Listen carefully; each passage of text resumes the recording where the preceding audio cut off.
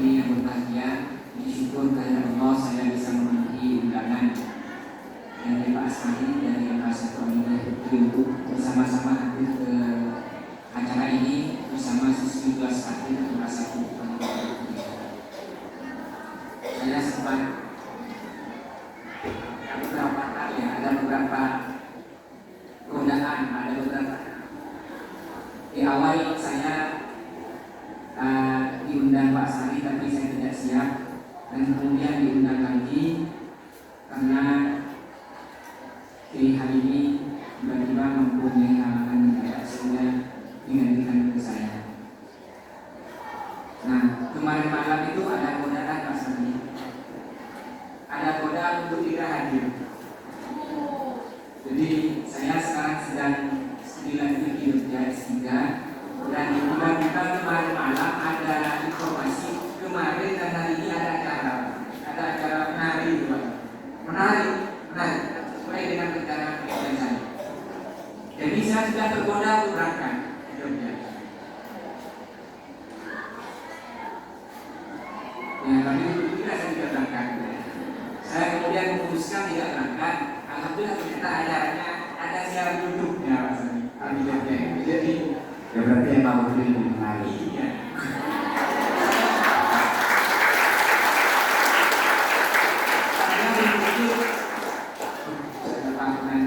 Ini begitu ya, masa ada mau ditinggal gitu. Itu yang saya berpikiran. Artinya kalau saya mengatakan Pak Sani masih harus dari pergantian dari Rohat juga. Alhamdulillah bersyukur bisa hadir di sini. Yang kedua mereka soal berzakat senantiasa kita panjatkan, kita sampaikan kepada junjungan kita Nabi Muhammad SAW. Bisa istiqomah mengikuti ajaran-ajarannya yang sempurna akhir dan batin, sehingga kita bisa selamat di dunia dan akhirat. Amin. Singkat saja saya diminta untuk berbicara dengan tema menjaga hati dan perilaku dengan akhlak dan seukuran mulia. Tadi sudah di komentar tadi disinggung. Oke, sebelum dilanjutkan saya ingin kasih catatan dulu ya bahwa saya perlu sampaikan bahwa sekali lagi saya sebenarnya sangat tidak pede untuk berbicara tema ini di hadapan kalian. Awalnya saya minta Pak Sari untuk tema yang lain, yang saya menyatakan tantangan tak saku karena dia tak boleh. Yang sekarang sebenarnya ya tadi tak pede, pikiran berat. Tapi ini tak boleh juga akhirnya hadir. Tapi perlu saya sampaikan bahwa sebenarnya saya tidak percaya diri untuk berbicara tema ini di sini, tema yang berat secara beban pikiran bagi saya, karena mestinya itu bicara, jadi ada cerita itu kan ya, ada cerita, ada orang minta nasihat karena saya sering makan permen, katanya ya, minta nasihat sama Pak Kiai. Nah saya sering makan permen Pak Kiai, gimana caranya ya? Terus Pak Kiainya bilang, ya kesini lagi ya, berapa hari lagi gitu, seminggu lagi atau 2 minggu lagi. Terus kita kembali lagi, Pak Kiai dijawab, dikasih tahu gimana caranya berhenti makan permen. Nah terus tamunya itu nanya, kok baru bilang sekarang Pak Kiai kalau jawabannya seperti itu? Aku tadi jawab, sebelum habis tidur di kasar mati jawab permen. Pak Kiai jawab, karena saya waktu itu masih suka makan permen. Jadi Pak Kiai itu tidak mau menyampaikan sesuatu, malah yang bekerja atau dimiliki tak bisa melakoni. Nah saya takut seperti itu. Saya ada cara bergamu sama Tuhan mengenai akan keseluruhan. Saya tidak ada. jadi berat secara pikiran bagi saya. Ya tidak apa-apa, walaupun saya tidak ingat, tidak apa-apa saya mengikuti saja untuk memperbaiki diri saya. Saya kira seperti itu. Harapannya saya bisa menjadikan kesempatan ini untuk menyambung keberkahan dari para mahasiswa. Ini slidernya ya, catatannya sebelum saya mulai. Nah, karena saya disuruh bicara ini, saya takut salah ya. Takut apa yang saya sampaikan tidak sesuai dengan apa yang sudah ada di dalam garis yang sejak kemarin belajar lagi. Saya coba buka-buka lagi buku yang berkaitan dengan Al-Qoya, termasuk diantaranya apa yang ditulis oleh Kiai Haji Abdul Basit Al-Sajjad tentang Al-Qoya. Ada tulisan beliau banyak sekali tulisan beliau tentang Al-Qoya. Saya baca kembali untuk menemukan beberapa pokok pimpinan beliau berkaitan dengan bagaimana Al-Qoya berkaitan dengan akhlak dan seterusnya. Jadi apa yang saya sampaikan, saya usahakan sepenuhnya berasal dari apa yang pernah dibahas oleh para masyarakat atau yang pernah saya dengar dari para pendahulu atau yang lain yang sampai sekarang mungkin masih ada di situ ya. Karena kalau saya sendiri khawatir apa yang saya sampaikan ya sudah khawatir tidak sesuai dengan apa yang sebenarnya dapat para masyarakat. Baiklah, yang pertama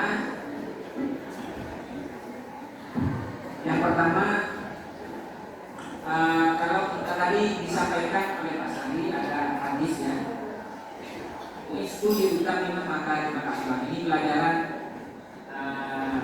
yang kalau kalian di sini mungkin tidak ada yang sekolah di Al-Qoya mulai tingkat madrasah ibtidaiyah. Apa ada yang sekolah yang mulai ada?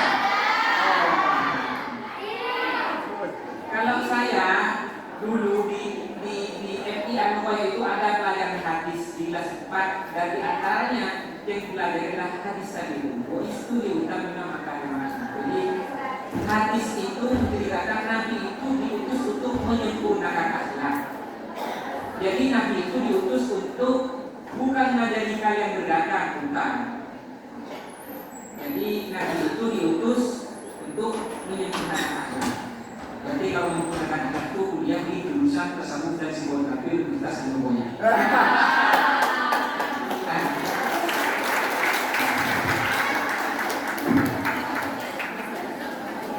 Ini saya akan mengajar di tasawuf, program tasawuf dan psikoterapi. Jadi Nabi itu diutus untuk mahasiswa prodi tasawuf, bukan untuk mahasiswa prodi ekonomi, maaf. Dan saya bilang dengan mahasiswa tasawuf. Kalau mahasiswa ekonomi hadis yang lain yang dipakai. Jadi akhlak itu adalah saya sampaikan. Jadi dari hadis itu bisa disampaikan bahwa misi kerasulan Nabi itu adalah akhlak. Itu Nabi itu kan itu Nabi diutus itu kerasulan, risalah. Nabi itu diutus yang untuk menyempurnakan akhlak. Menyempurnakan itu artinya bahwa kita sudah punya sebenarnya, bahwa manusia kita sudah mempunyai akhlak, tapi perlu disempurnakan. Nah, di dalam kitab itu dijelaskan akhlak itu sumbernya dari mana. Jadi akhlak itu kalau saya jelaskan ada dua, ada yang memang akhlak itu sudah merupakan pemberian dari Allah. Ada yang sifatnya ada yang memang sudah pemberian dari Allah. Tapi ada yang memang hasil dari usaha. Nah, jadi Nabi menyampaikan menyempurnakan akhlak itu kan berarti Allah memang sudah memberikan potensi dasar akhlak kepada manusia, tetapi perlu disempurnakan, perlu bimbingan. Itulah misi Nabi Muhammad itu untuk memberikan bimbingan akhlak itu. Nah, kalau kita bicara potensi, ya potensi itu kan misalnya potensi akhlak dalam diri kita itu bahwa manusia itu lahir cenderung kepada kebaikan. Banyak sekali penjelasannya kalau kita lihat di kitab tafsir itu kan manusia itu cenderung untuk berbuat baik. Kalau kalian suatu saat berbuat sesuatu yang pada dasarnya itu tidak baik, hampir dipastikan kalian itu akan merasa tidak nyaman. Buktinya misalnya coba kalian suatu saat pas ngalah pesenah kanjana, ngalah pesenah kanjana, tak nyaman ada kamu coba. Aku tak nyaman karena tahu bahwa itu bukan perbuatan yang baik, itu perbuatan tercela, itu akhlak yang buruk. Jadi manusia itu pada dasarnya memang sudah cenderung kepada perbuatan baik. Nah, karena kalian itu hidup sehari-hari bergaul dengan macam-macam itu, potensi baik itu bisa terganggu. Itulah pentingnya ini. Nah, Kiai Abdul Basit saja itu di dalam tulisan-tulisannya pertama menetapkan akhlak dan tasawuf itu di dalam kerangka pokok Islam yang biasanya dijelaskan Islam itu terdiri dari ada iman, Islam dan satu lagi apa? Ihsan. Nah, ihsan inilah yang berkaitan dengan dimensi akhlak dan tasawuf. Ihsan ini adalah yang berkaitan dengan tasawufnya ini. Cantolannya itu adalah ihsan. Jadi ihsan itu kalau saya kira kalian sudah tahu semua ya, definisi yang biasa dijelaskan tentang ihsan sebagaimana ada di dalam hadis. Bagaimana ihsan?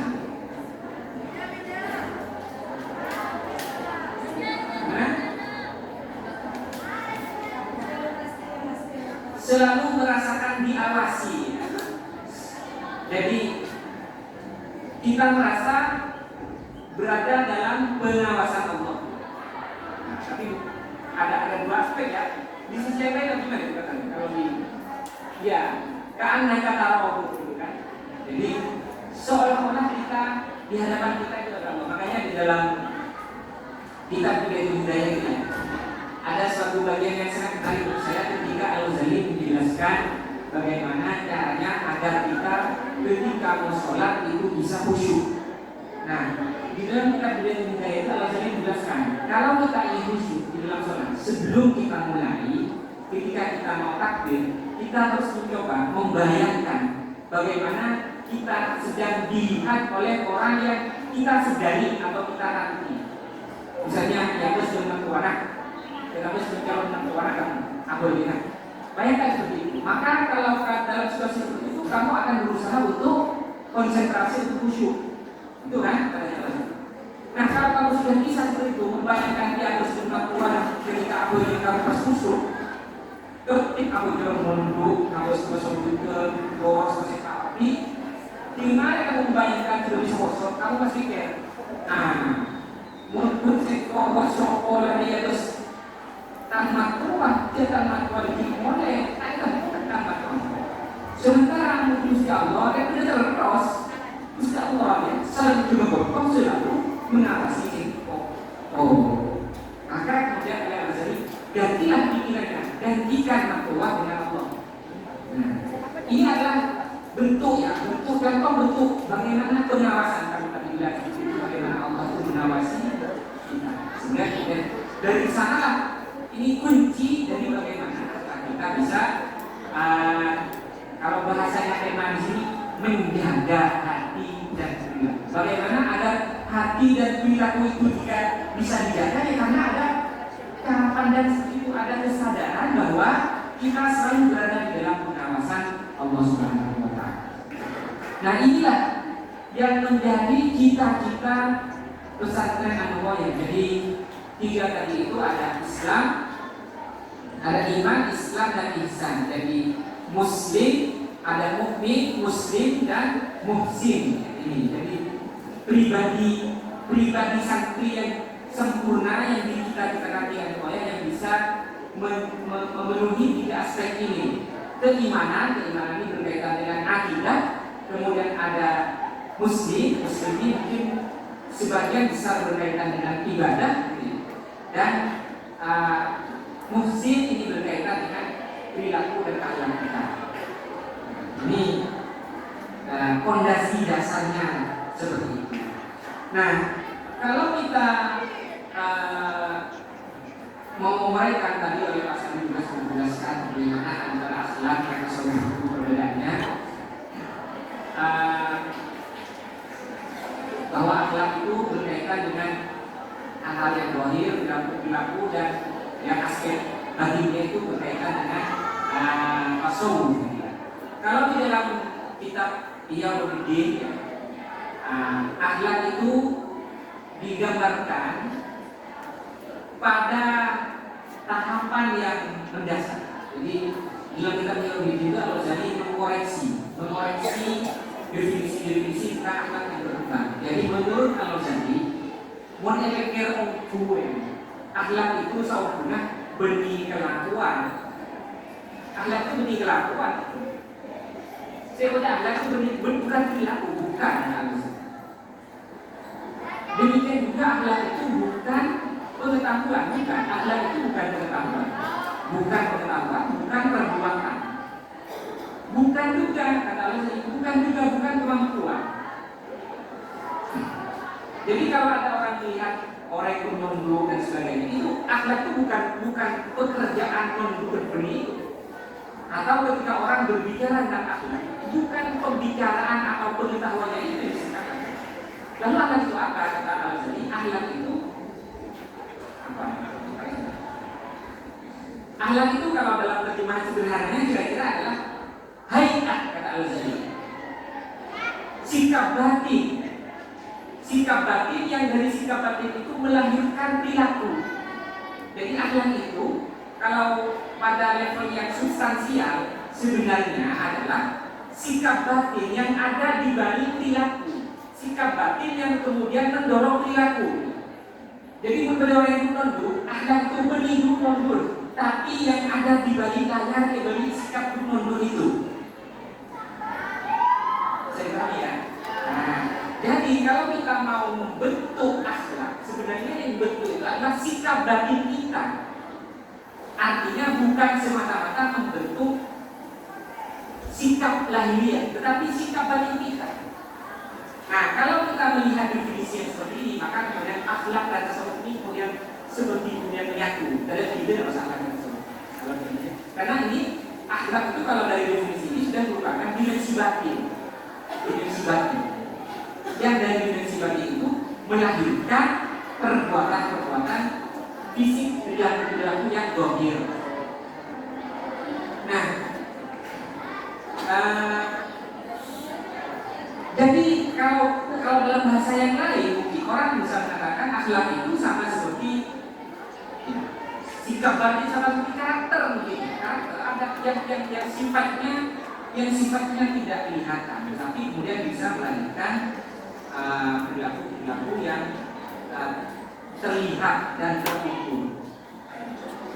Nah, disinilah kemudian di pesantren An-Nuqayyah itu akhlak diajarkan melalui beberapa jalur, beberapa media. Tadi disampaikan An-Nuqayyah itu terkenal akhlaknya daripada keilmuannya lebih terkenal akhlaknya. Ya. Tetapi An-Nuqayyah itu juga membekali santrinya dengan ilmu. An-Nuqayyah itu juga terkenal kealimannya, walaupun kealimannya itu kealimannya itu tidak menonjol. Suatu saat saya pernah bertanya kepada salah satu kiai sepuh yang masih ada di bulan Jokowi, itu diantaranya ada di Brandon, ada namanya Kiai Haji Sepuh. Dia yang sekarang lagu Maras An-Nuqayyah. Masih lagu juga. Oh iya, dia banyak mengarang lagu-lagunya di kampus kalau yang dulu, sekarang sudah karangannya di Malaysia. Nah, suatu saat saya habis sekitar 1 tahun yang lalu saya habis kepada beliau. Mungkin sudah disampaikan bahwa An-Nuqayyah itu lama diasuh dalam sejarah An-Nuqayyah. Rentetan sejarah An-Nuqayyah dari pertama berdiri sampai sekarang, pengasuh yang paling lama adalah Kiai Muhammad Bais. Yaitu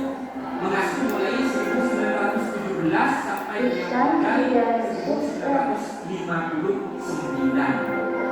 Lama sekali beliau. Nah, jadi Anokoyah itu warnanya itu banyak dipengaruhi oleh sosok Kiai Ilyas. Saya suatu saat bertanya kepada Kiai Haji, mohon saya digambarkan bagaimana gambaran kealiman Kiai Ilyas. Terus Kiai Haji menjawab, kealiman Kiai Ilyas bisa dilihat dari karangan-karangannya yang banyak yang itu ditulis dengan bahasa Arab. Jadi Ilyas itu banyak sekali karangan-karangan yang kitab-kitabnya yang ditulis dalam bahasa Arab, termasuk khutbah Jumat yang banyak sekali.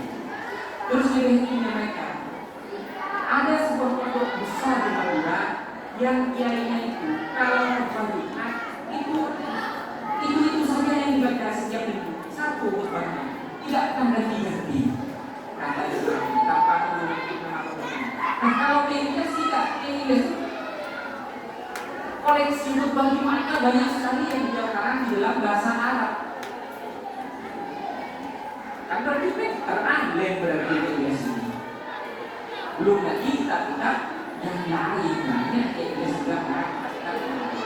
Saya tidak tahu apakah kalian pernah tadi salah satu dari kitab-kitab ini. Ada kitab apa? Rukun Aqidah itu sekarang yang ditulis oleh Kiai Muhammad Muhsin mensyarahi karangannya Kiai Muhammad Ilyas.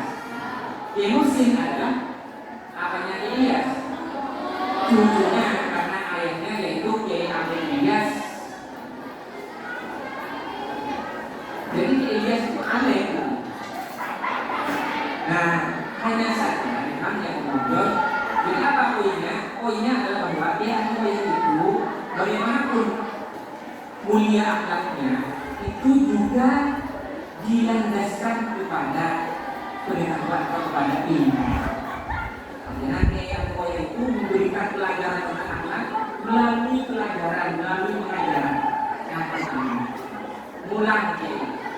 Nah, kita bisa melihat kitab-kitab yang diajarkan Kiai itu banyak sekali yang bernuansa atau bertemakan akhlak. Termasuk yang itu Kiai itu mengajarkan kitab Ihya Ulumuddin, termasuk kitab yang paling hebat di dalam tema-tema akhlak. Saya dulu mengaji kitab Ihya Ulumuddin kepada Kiai Al-Mahfudz Ilyas dan juga kepada Kiai Anam Bashir. Sama beliau berdua dulu pulang Ihya Ulumuddin, tapi di kalau di situ dulu setiap bulan puasa, walaupun tidak sampai hatam. Jadi ya, dan kita ini juga banyak. Saya ingat tahun 2006 itu, tahun 2006 saya lupa.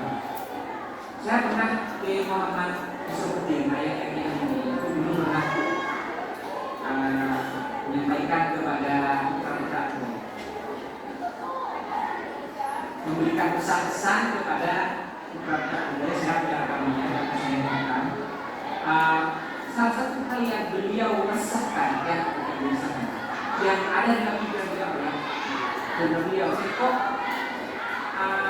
obater takut sektor saat laku dan anugerah pas pada dia saya katakan yang kita lihat dengan kemudian jadi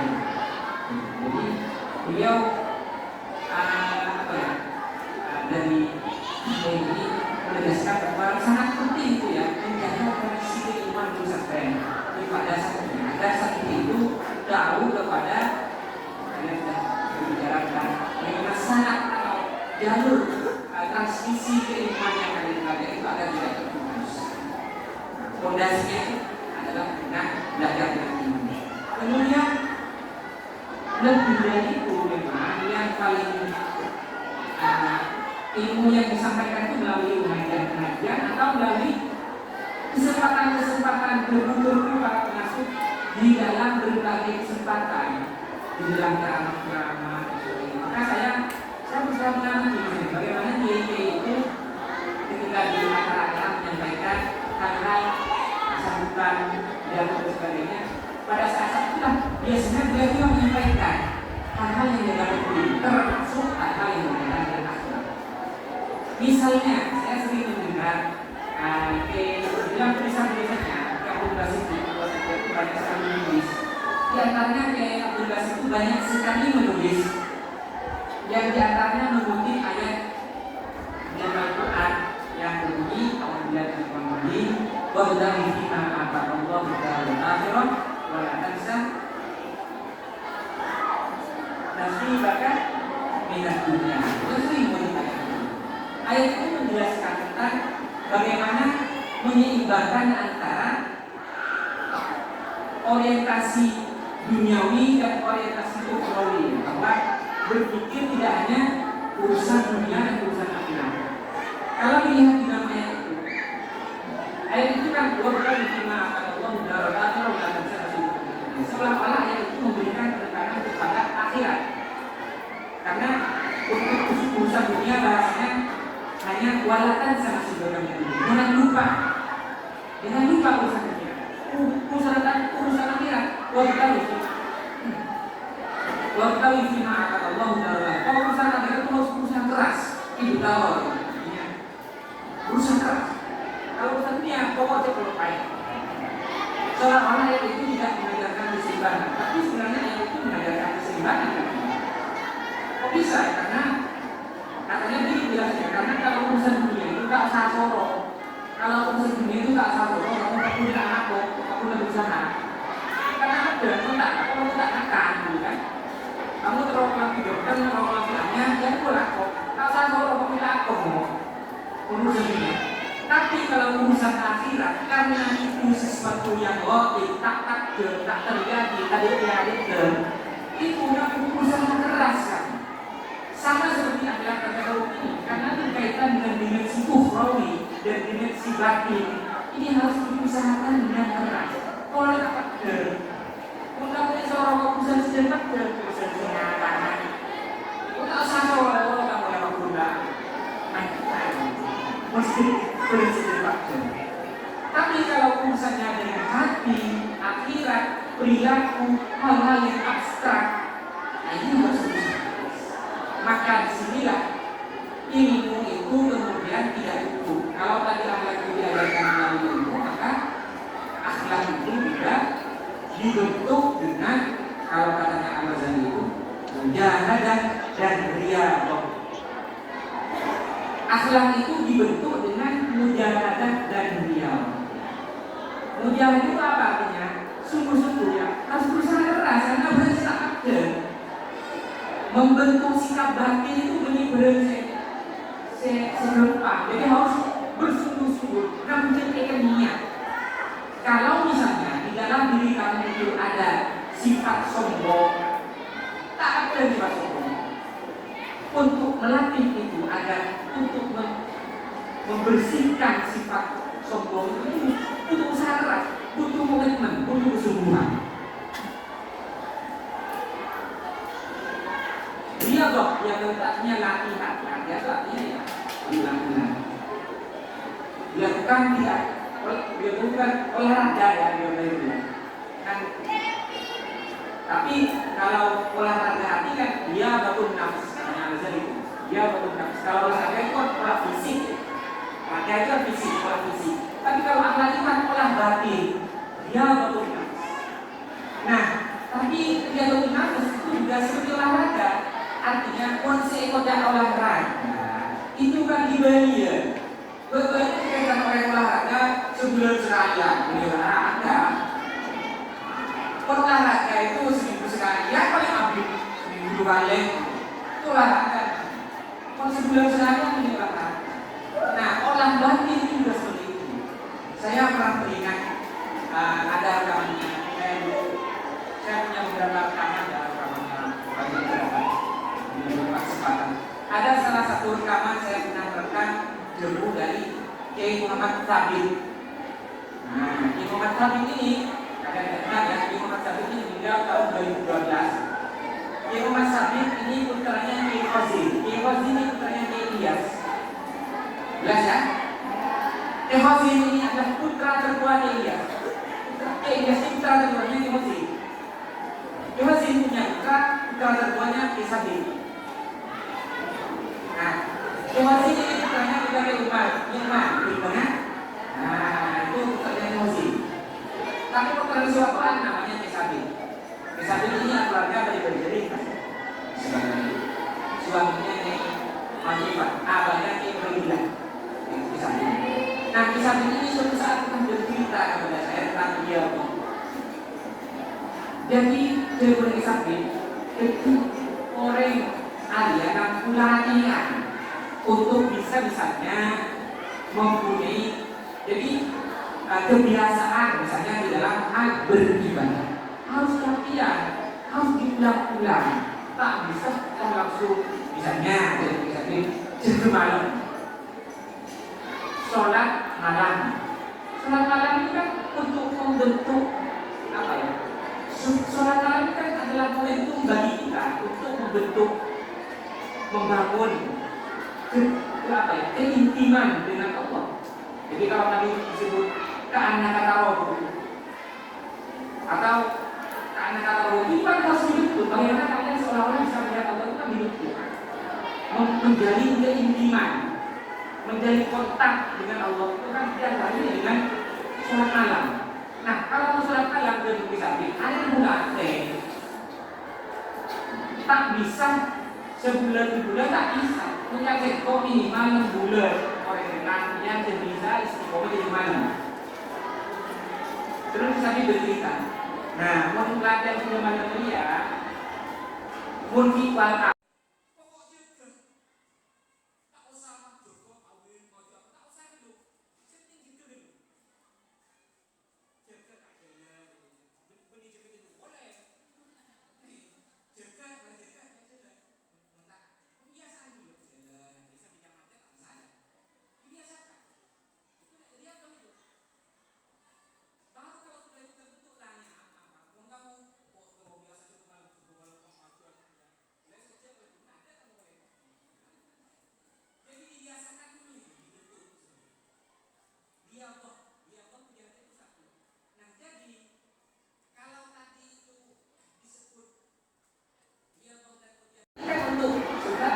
tujuannya itu kan membangun keintiman dan muraqabah ya, merasa diawasi dengan Allah. Sehingga Nabi Sallallahu Alaihi Wasallam ada. Saya benar. Jadi perlu alat dibentuk dengan seperti itu, dibentuk dengan latihan kerja keras, tak bisa tai. Nah makanya kemarin bulan puasa, kalian bulan puasa itu biasa sahur. Sebelum kan biasa sahur kamu ya, sahur pernah berdua, telok atau telok itu kan biasa sebelumnya. Tapi kemarin terasa, ada pak, bisa artinya walaupun sudah 1 bulan terbiasa jadi telok karena sahur, kita terasa bisa saja pun oleh kita terbentuk ya ada mas, tak juga telok boleh, pas betul pada boleh makan.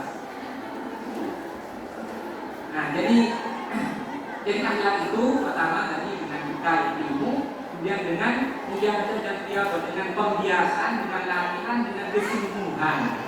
Nah, ini yang ditunjukkan ya. Jadi yang itu memperlihatkan kepada kita bahwa di dalam bidang ilmu, tadi rujukan ilmu di dalam berkaitan dengan akhlak itu anak boyong itu yang diteladan oleh Imam itu sangatlah berhati-hati di dalam memilih sumber-sumber ilmu yang berkaitan, termasuknya berkaitan dengan akhlak. Maka sangat dikenal bahwa Ilyas itu misalnya kalau di dalam kemudian dalam doa-doa itu beliau memilih membaca doa-doa yang diriwayatkan di dalam hadis-hadis. Sudah tahu ya kalian ya? Ya, bahwa doa-doa yang biasa dibaca oleh Imam Ilyas itu doa-doa yang ada dalam hadis. Artinya yaitu dicontohkan oleh Nabi doa-doanya. Kalau kalian lihat di buku SKIA yang dituliskan laki atau amal ilmiah yang di bangsa itu doa-doa Imam Ilyas seperti itu, doa-doanya itu doa-doa yang biasa dibaca. termasuk semua amalnya. Kalau khutbah pernikahan gitu ya, khutbah pernikahan ini dibaca oleh kiai itu ya, khutbah yang ada di hadis. Kan ada versi-versi yang lain yang kayaknya lebih keren gitu ya, ada. Tapi kiai yang pokoknya itu kiai biasa ya, yang dicontohkan seperti itu, membaca yang ada di amalan-amalan juga begitu, amalan-amalan yang lain. Suatu saat Nyai Umay Ilmunya itu bercerita bahwa katanya Kiai Ilyas itu kalau khusus Jumat itu katanya kalau malam Jumat biasanya membaca apa? Bukan baca apa? Ada bacaan yang katanya ada yang tahu, ada dibaca 10 kali.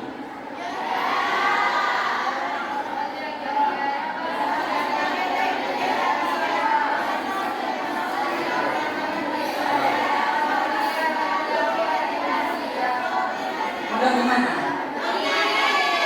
Ini dibaca.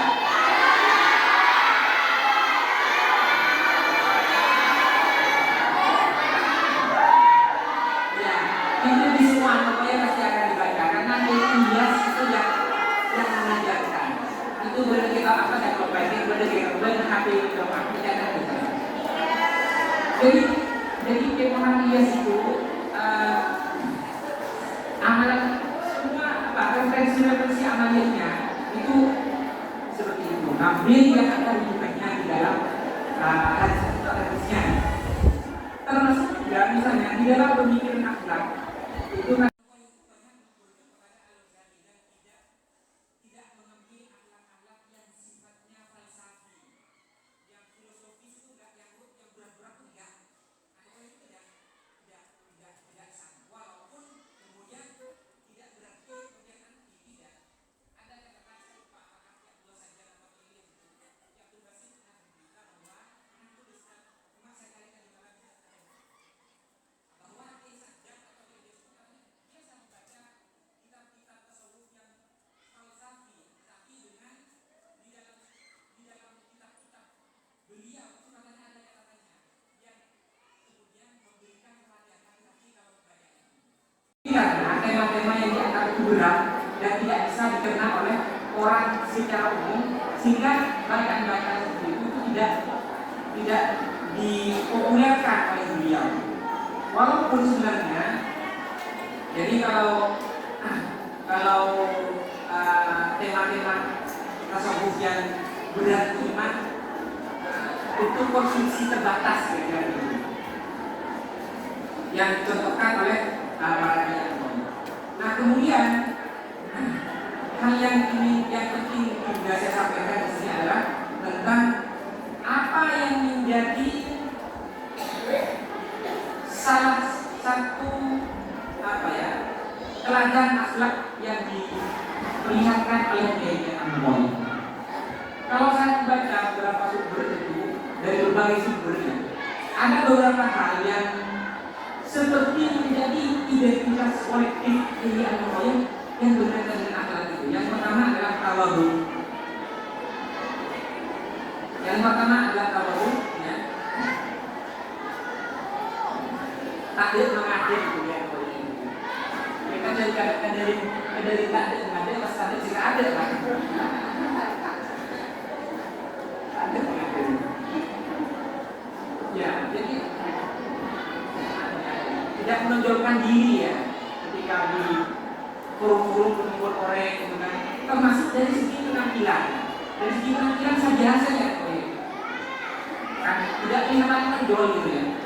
Tidak kelihatan menonjol penampilan. Ada dia dari tempat kolong undangan misalnya gitu ya.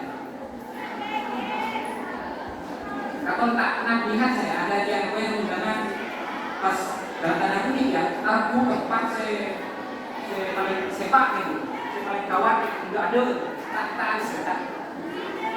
Jadi tidak menonjolkan diri. Dia ini sebetulnya. Ya bukan hanya ya sebetulnya. Tapi yang menonjol yang itu yang pertama. Kemudian yang kedua juga mungkin Anwar itu juga banyak mengajarkan kesederhanaan.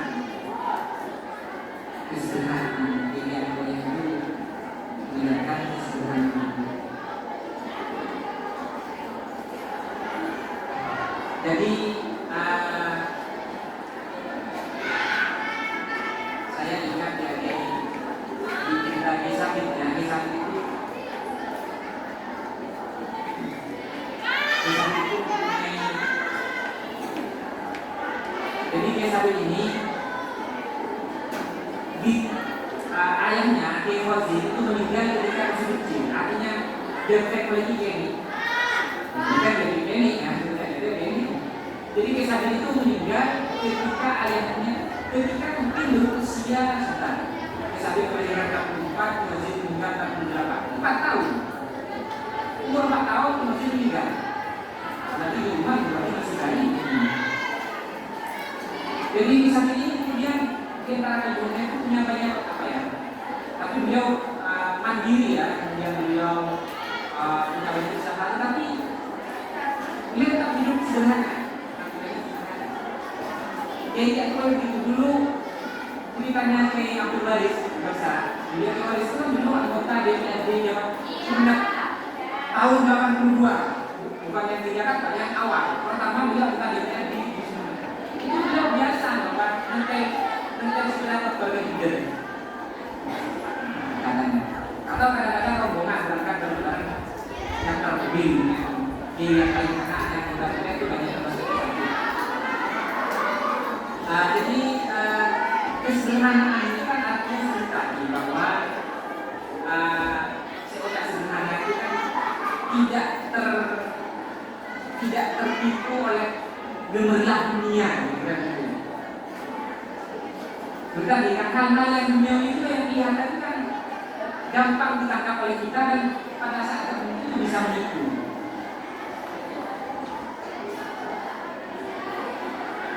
Menipu itu kan macam-macam. Ini makanya kemudian akan sangat berkaitan dengan sikap batin saya.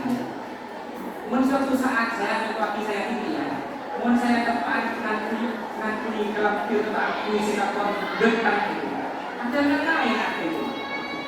Kok drama sih kayak ada beberapa juga loh. Muncul juga seperti itu kan. Itu saya. Mohon maaf. Aku sepatu anyar tuh. Aku udah bawa. Terus kita ada juga loh. Muncul yang pikiran seperti itu. Jadi orang kadang-kadang tertipu oleh baju kita, oleh pakaian kita, oleh dunia itu. Sehingga dengan hidup sederhana itu, dengan memilih sederhana itu, dengan aksi sederhana saja, kita akan lebih terkendali. Walaupun saya hanya mati itu sama-sama bisa, sama kali beli, sama-sama bisa. Justru kadang-kadang dalam sudah ini tidak tergoda untuk berpikir yang tidak seharusnya itu.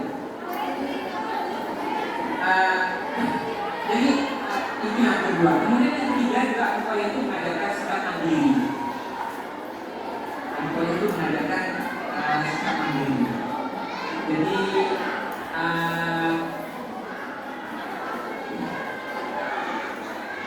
di dalam pembangunan, di dalam pembangunan pesantren itu banyak dan itu banyak berusaha untuk menunjuk kemandirian, tak menyata. Kemandirian itu kan di antara dirinya kita tak bersama pemerintah, bahkan menghindari permintaan. Maka ini lain kan oleh kita ini bukan bagus juga, secara akal. Sehingga kemudian penting untuk punya kemandirian budaya secara gimana. Nah, yang lebih dari itu, Anokoya itu juga mengajarkan akhlak-akhlak yang berkaitan dengan dimensi sosial. Jadi akhlak-akhlak yang berkaitan dengan masyarakat, dengan dimensi sosial, sehingga Anokoya itu benar sebagai pesantren yang juga mempunyai kegiatan dakwah dirihan, mempunyai kegiatan dakwah kemasyarakatan, melalui pemberdayaan masyarakat dan sebagainya. Itu juga contohnya bahwa Anokoya itu berpikir bahwa memperbaiki sikap batin perseorangan itu juga perlu didukung dengan aspek-aspek sosial yang kondusif. Jadi pemberdayaan ekonomi, lingkungan hidup itu kan juga bagian dari visi Anokoya, akhlak Anokoya di dalam pembangunan. Jadi Anokoya juga pesantren yang lebih pada lingkungan hidup itu akhlak kepada alam, akhlak kepada alam itu dicontohkan sudah lama dari Elias.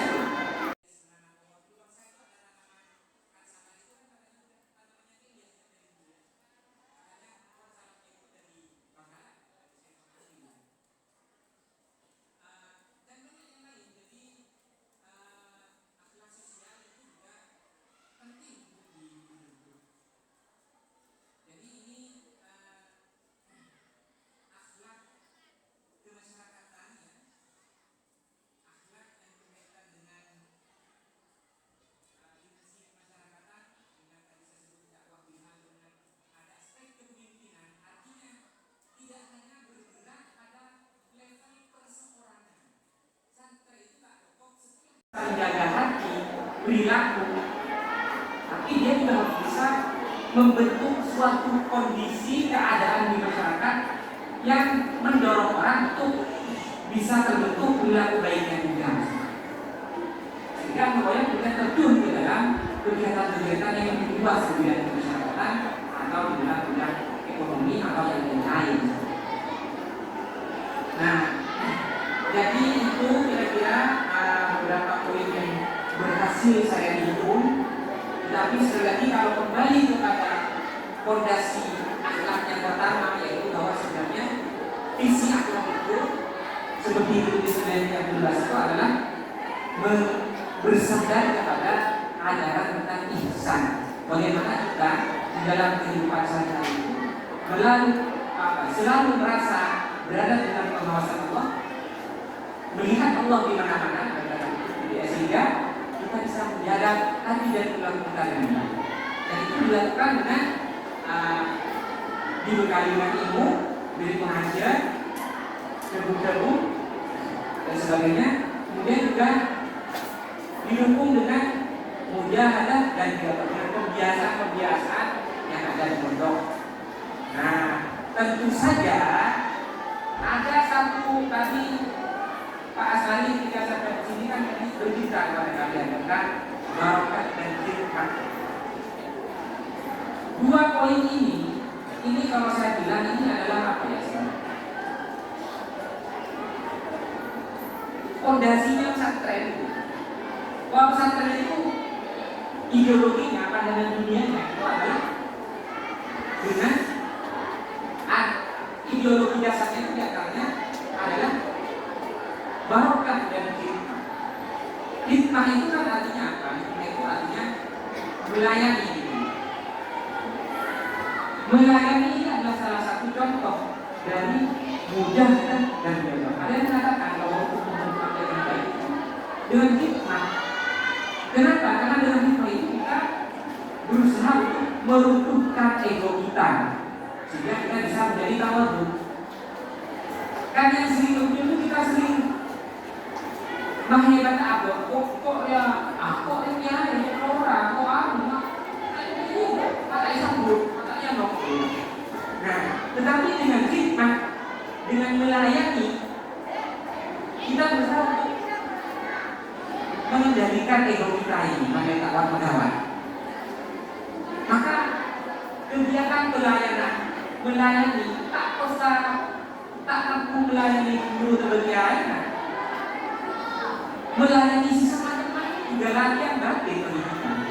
Makanya saya senang ketika mendengar katanya di utara ada program anak-anak, ya, ada dari utara, ada kegiatan anak-anak lagi ilmu kanjana.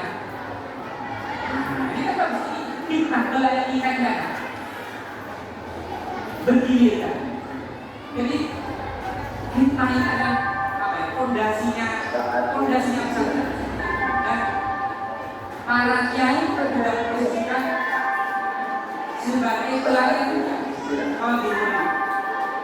Kalau dibutuhkan melayani masyarakat, apa gunanya masyarakat dilayani. Jadi, nah betul tadi bahwa yang pemimpin itu kan pelayan, ya pemimpin itu adalah pelayan yang umat. Jadi agar nanti ini juga menjadi fondasi dari proses pembentukan akhlak yang baik. Kemudian juga ini kan berarti menggambarkan bahwa ada hal-hal yang bisa lahir dari kebaikan yang sudah tertanam dengan kuat.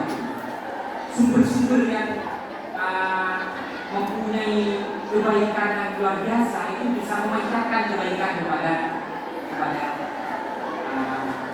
yang lain secara lebih luas. Kan itu baru baik. Artinya akhirnya kemana-mana. Karena dia sudah menjadi suatu sumber kebaikan yang luar biasa. Itulah yang kita percaya bahwa orang-orang di sana itu tidak hanya membentuk kepribadian dan akhlaknya dengan berdasarkan ilmu, tapi juga dengan mudah-mudahan dan dapat bentuk yang bisa berupa dari sisanya adalah hikmah, yang kemudian dari hikmah itu kita mengharapkan bisa mendapatkan aliran keberkahan. Ada keberkahan itu kan kalau anak kira-kira begini ya, dengan pendiri pesantren Al-Muqoyah atau kiai Al-Muqoyah para pendahulu itu kan beliau sudah berjuang dengan penuh ketulusan, sehingga ya dari situlah kemudian bisa mencegah kebaikan-kebaikan yang dirasakan sampai sekarang oleh golongan para guru seperti itu gambarnya. Nah, ini kan seperti akar ya, seperti akar. Nah itu tadi di yang saya bilang di antaranya menceritakan seperti itu. Jadi ada salah satu yang menjadikan bahasa dari belajar yang saya namanya perempuan. Dia bercerita tentang dibanggakan. Dia membuat sebuah penjelasan. Dia mengibaratkan seperti akar. Jadi teori dibanggakan itu digambarkan seperti akar. Jadi murid-muridnya itu banyak, mati ya.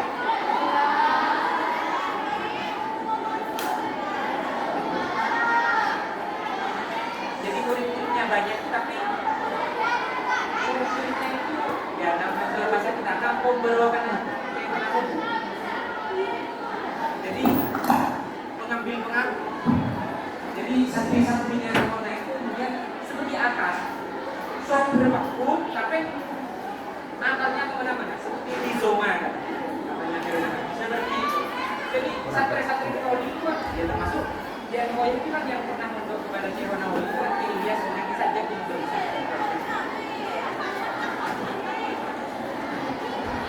Dia terus mengalir dulu konsep barokah itu jadi santri itu sebenarnya jadi tadi kalau disebutkan jadi akhlak dan Islam manusia berakar dari lisan ya. Kemudian dari lisan itu disalurkan melalui jalur ilmu, kemudian ada ya Allah barokah itu pandangan dunia dulu. Nah, kemudian yang mengatur dari kita itu di antaranya adalah tawadhu, sebenarnya kemudian mandiri dan kemudian akhlak sosial berupa kepemimpinan dan kepemimpinan untuk berbuat kemaslahatan. Saya kira itu poin-poin yang bisa saya sampaikan. Ini bisa Terima kasih.